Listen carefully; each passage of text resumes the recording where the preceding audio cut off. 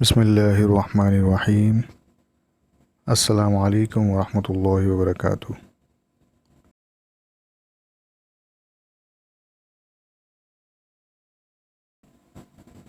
دوستو، ہمارے چینل میں ایک دفعہ پھر سے خوش آمدید۔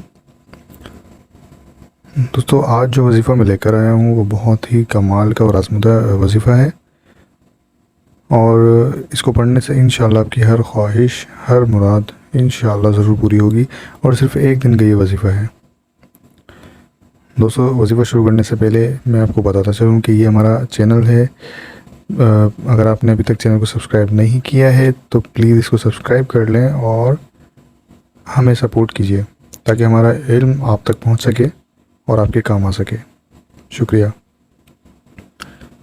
تو دوستو، وظیفہ کچھ اس طرح ہے کہ سورہ روم کی 2 آیات، آیت نمبر 4 اور 5 یہ آپ کو نظر آ رہی ہے اسکرین پر۔